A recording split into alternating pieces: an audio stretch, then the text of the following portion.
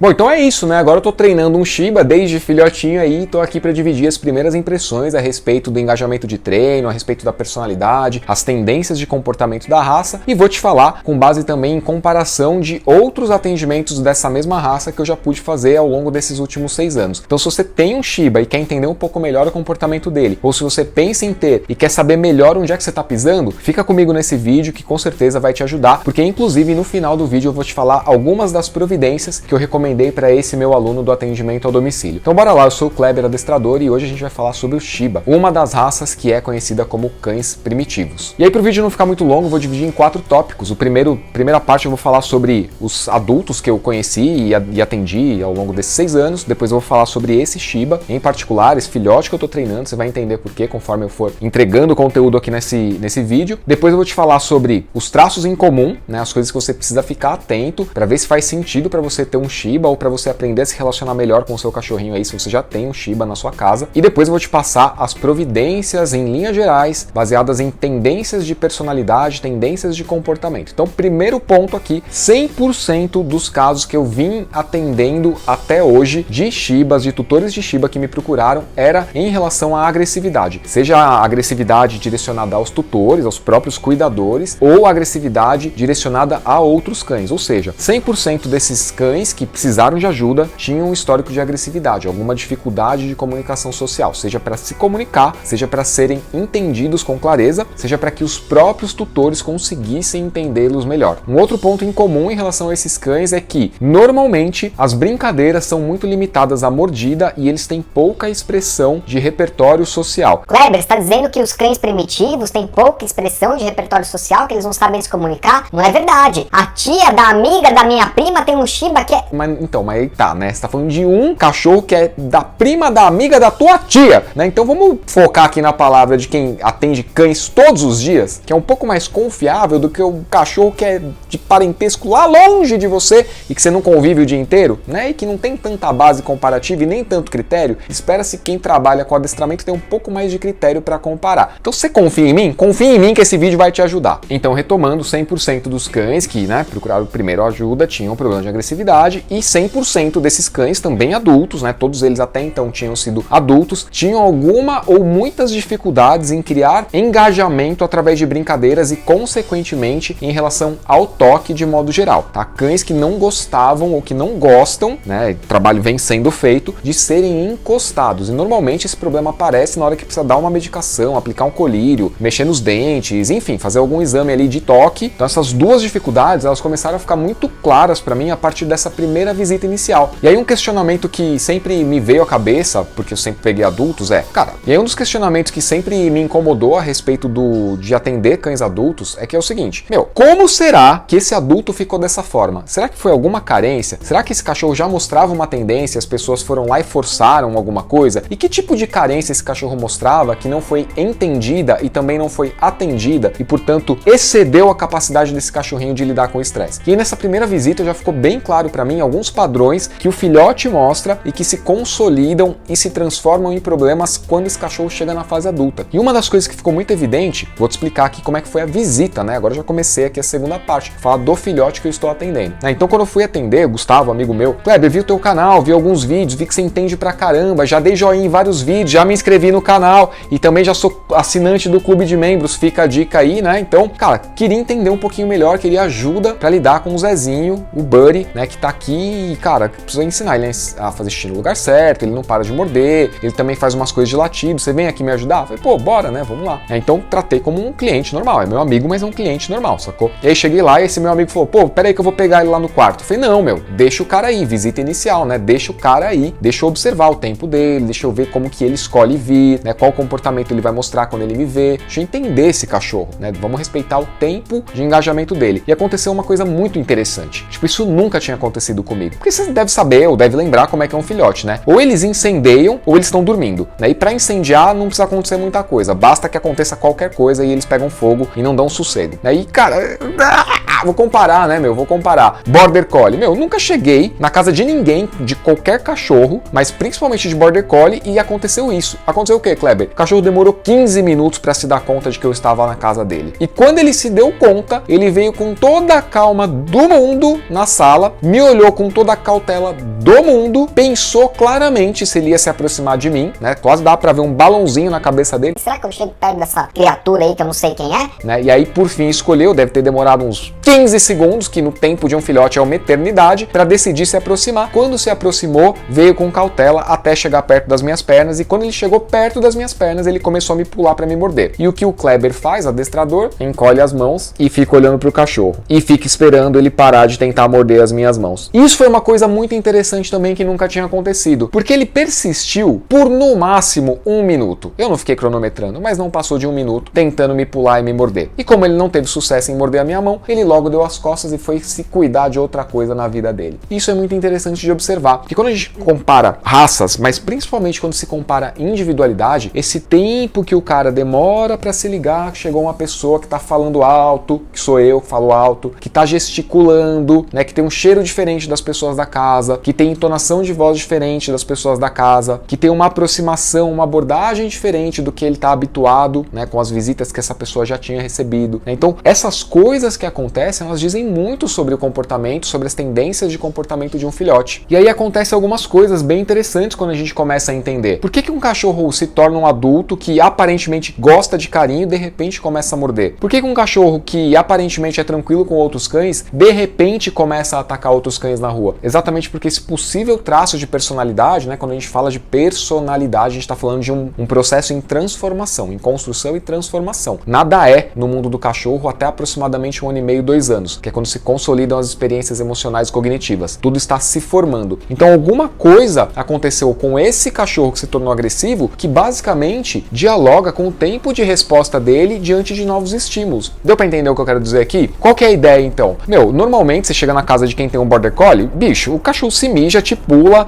fica querendo te morder o tempo inteiro, e eu fico 2 horas no atendimento e o cachorro fica 2 horas pedindo atenção, né? Ou seja, 2 horas ali que eu tenho que dar atenção pros tutores, orientando, e dependendo do Border Collie, exemplo comparativo, são 2 horas que o cachorro fica o tempo inteiro pedindo atenção, né? Husky, outra raça primitiva, né? O Border Collie não, o Husky sim, outra raça primitiva. Husky também é um cachorro que, você chegou em casa, tocou campainha, exatamente o mesmo processo na visita desse Shiba, o cachorro já tá lá na porta com aquela cara esperando pra te pular e acertar bem onde não pode, né? Que Husky tem uma pontaria precisa pra acertar exatamente nas partes íntimas dos homens, né? E aí observar esse cachorro com 15 minutos de tempo de resposta, sendo que tocou campainha, sentei, preparou café, comecei a falar, gesticular e por aí vai. Só então o cachorro veio e persistiu só por 1 minuto em tentar me morder e em seguida já foi fazer outras coisas, desistiu de me morder, já me diz que, raças primitivas. Meio óbvio que o cachorro é um pouco mais, ou tende a ser um pouco mais cauteloso em relação às primeiras interações com pessoas e coisas novas. Pensei, vamos testar isso. Peguei uma caixinha de papelão, falei, cara, coloca aí uma raçãozinha, deixa eu ver como é que ele lida com a informação nova. O que um Shiba fez? Cara, latiu pra caixinha de papelão. Óbvio, né? Esperado que um cachorro selvagem, mais cauteloso, interaja de uma maneira mais calma e mostre um comportamento para testar aquela informação nova. Ou seja, sou um cachorro cauteloso, vou latir pra caixinha e ver que resposta isso me dá. Você consegue entender que o cachorro tá testando as coisas? Ele não sabe o que é. E ele podia sim ter ido dar uma patada. Sim, ele podia ter abocanhado. Mas esse escolheu latir para ver a resposta que ele obtinha do objeto. Até o cachorro descobrir que aquilo não se mexe, ele não sabe que aquilo não se mexe. Até ele perceber que ele mesmo precisa manejar aquilo para que aquilo se mova, ele não sabe que aquilo precisa ser manejado por ele. Assim como qualquer outra coisa da vida. E aí eu perguntei, Gustavo, cara, é assim com tudo? Ele falou, é assim com coleira, é assim com tudo que eu apresento de novo. Se eu mudar uma coisa da casa de lugar, ele também late antes, aí depois ele se acostuma. Então o cachorro que já começa ali a mostrar essas tendências de cautela ao se aproximar de pessoas, de coisas, interagir com novos objetos. E aí, como eu já pincelei aqui a questão do comportamento de um cachorro que é de uma raça primitiva, deixar o vídeo nos cards para você entender um pouquinho mais o que são raças primitivas e essa história de 99,96% de parentesco genético com lobos. Mas depois você clica nos cards e adiciona para assistir mais tarde, mas pode terminar esse vídeo aqui que vai dar para você entender. Então agora sim, os pontos em comum entre todos os adultos que eu atendi e esse filhote em específico. Cara,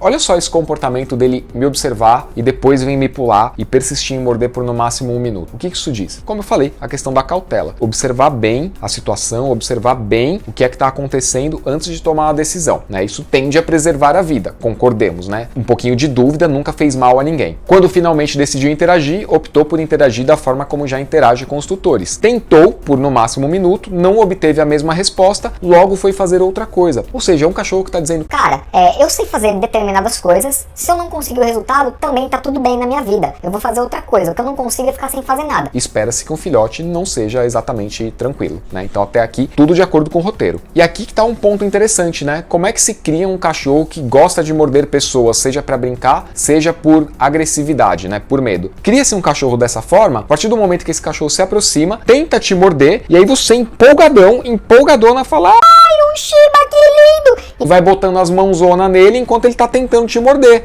Na cabeça do cachorro, ele só tá brincando, interagindo da forma como ele sabe interagir, né? Então, se ele pode interagir a partir de um processo de tomada de decisão interna, que o cérebro dele escolheu se aproximar e escolheu mostrar o comportamento de morder, ele colhe ali um resultado de que morder, ok, as pessoas gostam. E não só elas gostam, que estão me dando atenção, como eu gosto que as pessoas gostem. Porque quando elas gostam, eu posso morder mais. Entende, então, que o cachorro só está mordendo? Ele ainda não decidiu se ele vai ser agressivo. Ele ainda não decidiu se ele quer brincar. Ele só está fazendo aquilo que é esperado que um cachorro faça, que um filhote faça, brincando de morder. Agora, um ponto interessante a respeito dessa inconsciência, vamos chamar assim, né, desse comportamento não consciente de morder, é que as consequências ainda não foram formadas. As consequências desse comportamento de morder. Então veja a diferença do que aconteceu para o que poderia ter acontecido. O que aconteceu eu já te expliquei. O que poderia ter acontecido? Ah, vou lá pegar ele que ele tá dormindo. Isso, pega, traz ele aqui. Aí o cachorro vem no colo, aí eu falo: ai, que lindo, um Shiba! E cato ele no colo, e esse cachorro que já não gosta muito do toque, né, que já ainda não tá acostumado a ser manuseado e preso por uma pessoa que ele não conhece, se debate e tenta me morder. E aí eu, com medo de machucar esse cachorro, põe ele no chão. O que ele faz é continuar se debatendo, e aí ele vira e me morde, e aí eu acho bonitinho porque é um filhotinho e não machuca tanto a mordida. Então entenda em linhas gerais o que aconteceu aqui. O tempo de aproximação do cachorro não foi respeitado, ele não escolheu se aproximar, ele foi forçado a se aproximar de mim, ele não pediu colo, fui eu que peguei ele do colo do pai dele e coloquei no meu colo, e ele escolheu me morder porque era a única opção que ele tinha. Ele não podia fugir, já que ele não voa, né, e ele não podia, sei lá, fazer outra coisa, ficar paralisado, por exemplo, porque não estava gostoso para ele ficar no colo. Então a opção dele era brincar de me morder ou me morder de verdade. E aí ele colhe uma consequência disso, que é sair do meu colo e chegar no chão. E aí chegar no chão é tudo que o cachorro quer, porque ele tem 4 patas, 2 a mais do que a gente, então é mais justo que eles fiquem no chão do que eles fiquem no colo. Então no primeiro processo, esse cachorro teve todo o tempo do mundo para decidir qual comportamento adotar e depois observar, constatar, melhor dizendo, as consequências desse comportamento. Ah, chegou a pessoa em casa, fui lá morder,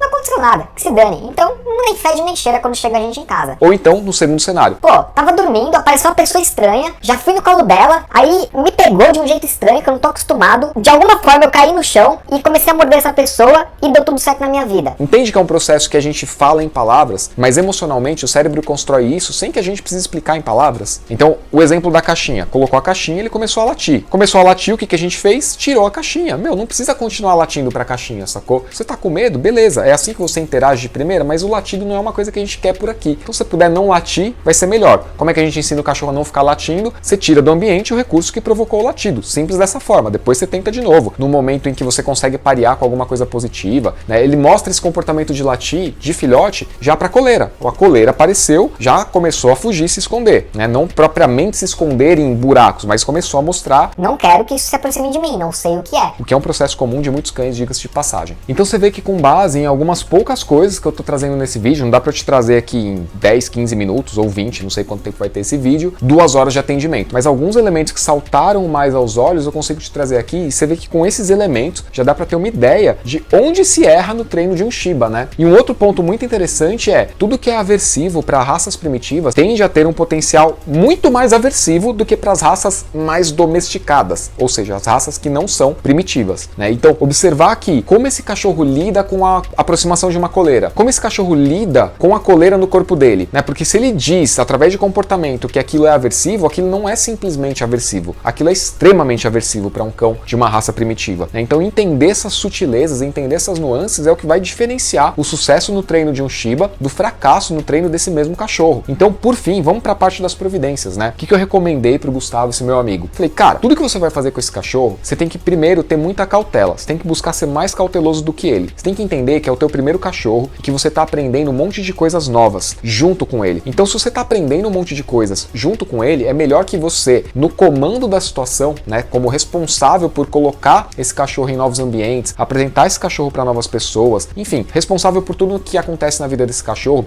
é mais prudente que você pense bem antes de fazer as coisas, e se você ficar com dúvida, é melhor você não fazer. Exemplo, precisamos trabalhar a socialização de forma precoce? Precisamos trabalhar de forma precoce. Só que o cara já mostrou que não gosta muito de ser tocado, né? E vai chegar uma pessoa qualquer no shopping, um filhote de Shiba, deixa eu pegar ele. Claro que não, pelo amor de Deus, né? O cachorro tá no colo, ele tá no colo do pai dele. Isso é completamente diferente de ir pro colo de uma pessoa X, uma pessoa que ele nunca viu. E mesmo no colo do pai dele, né, por assim dizer, do tutor, do responsável dele, ele ainda está se habituando. O cachorro chegou na casa tem 2 semanas, ele ainda não tem um vínculo de conexão forte com essa pessoa, eles estão se conhecendo. Então esse cachorro ainda está atribuindo valores positivos ou negativos para essa relação que está se formando. E aí para um cachorro que está atribuindo valores positivos ou negativos e que tem esse potencial de enxergar com muito mais aversão qualquer coisa de potencial aversivo, né, comparando com outras raças, é muito mais prudente não aplicar punição em nenhuma esfera. Por quê? Porque afinal esse cachorro ainda está atribuindo valores para esse relacionamento. Esse cachorro ainda está testando como é que funcionam as coisas com essas pessoas da casa. Outro exemplo, vai pôr num cachorródromo. Cara, deixa pra pôr num cachorródromo um cachorro que já mostra muita cautela quando não tem nenhum cachorro ali. Porque os próprios cheiros que os cachorros deixam por frequentar aquele ambiente já vai ser muita informação para esse cachorrinho. E foi de fato assim que aconteceu. Na terceira aula, que ele estava liberado para andar no chão, pisar na grama, descemos com ele na área que ele já frequentava no colo e deixamos andar por alguns minutinhos. Quando começou a puxar na guia, a gente pegou no colo, parou, acalmou, colocamos no chão de novo quando se acalmou. Ou seja, podia andar sem puxar, né? Pode ir pro chão, amigo, sem puxar. Quando chegamos no cachorródromo, ele não quis entrar. Ele ficou puxando na direção contrária de onde tinha uma carga olfativa mais intensa. Ele quis voltar, o que a gente fez? Se afastou, levou ele um pouquinho para mais longe. Depois a gente se aproximou de novo e aí ele entrou. E quando entrou, não tirou o focinho do chão. Ficou extremamente excitado neurologicamente por toda aquela informação olfativa. E quando a gente percebeu que estava mais do que 2-3 minutos ali intensamente farejando, fomos lá, pegamos, tiramos ele dali para se acalmar, para não gerar um pico de estresse, de aprendizado em que o mundo dele vira predominantemente olfativo e que ele se assusta quando de repente alguém aparece no campo visual dele. Então algumas cautelas, melhor errar para menos do que errar para mais com uma raça dessas. Se é que a gente pode chamar a cautela de erro, né? Errando para menos, a gente evita que esse cachorro consolide aprendizados, que forme vieses negativos em relação ao relacionamento com os principais cuidadores e com o próprio adestrador. E com relação à interação com outros cães, qual foi a orientação? Falei, cara, teu cachorro tá aprendendo sobre o mundo, ele ainda não sabe usar o corpo muito bem. O que ele sabe é, se ele vê um cachorro, ou ele deita, característico de Shiba, tá? Todos que eu peguei, via cachorro, deitava. Vou deixar um vídeo nos cards, o comportamento do pastoreio explicado, né? Vou falar de Border Collie, mas vai dar pra você entender, porque é a mesma linha de raciocínio, tá? Vai nessa dinâmica de interação de cães com cães. Ou ele via um cachorro e deitava, ou ele via um cachorro e já ia pra cima, né? Pra brincar, sim, mas você vê que não tem um repertório social amplo, porque é esperado que um filhote não tenha um repertório social amplo. Então qual é a recomendação nesse sentido? Falei, cara, se você não conhece o outro cachorro, é melhor você tirar o seu cachorro, no máximo deixar cheirar e apontar, digamos assim, né? Direcionar o focinho dele pro popô do outro cachorro, não deixar ficar se cheirando de frente. Porque tem muito cachorro que quando vai cheirar de frente, eles tomam a iniciativa de cheirar de frente, adultos tomam a iniciativa de cheirar de frente, cara com cara, e aí o outro cachorro que eles foram cheirar se mexe, eles vão e atacam. Por quê? Porque não é o protocolo de socialização mais conveniente para evitar agressividade, para, além de evitar agressividade, criar um vínculo afetivo, criar uma comunicação mais amigável, né? Então, Gustavo, viu cheirando cara com cara, já vai ali e tira, não deixa ficar muito tempo. E sempre que possível, leva ele na direção do bumbum do outro cachorro. Você vê que depende também da habilidade social do outro cão. Então, por isso sempre, se você não conhece o cachorro, se você não sabe como ele lida com outros cães, é melhor você evitar, né? E se é um cachorro que dizem que é bonzinho, mas que você sabe que, já atacou, já fez qualquer coisa errada, por qualquer motivo, por mais banal que seja, ou por mais grave que seja, não deixa, porque cachorro bonzinho não ataca, cachorro bonzinho é bonzinho sempre. Um parênteses aqui, o Andy já levou mordida na barriga de um cachorro bonzinho. Gente do céu, que cachorro bonzinho ataca na barriga? Não faz sentido, né? Você entende que não faz sentido do ponto de vista de comportamento agressivo, de comunicação, para evitar um problema, atacar a barriga, não respeita o acordo social entre cães, né? Onde cães se atacam, né? Ou na cara ou no pescoço, na barriga não. Na barriga é uma atividade de predação, abateu, vai pra barriga. Então assim, é um repertório já, cara, de um cachorro que não é bonzinho, no mínimo não é bonzinho. Então não dá pra confiar tanto no que as pessoas falam, principalmente quando as pessoas não tiveram orientação especializada. Então fica essa recomendação pra você também. E em relação aos primeiros passeios, como que a gente tá fazendo?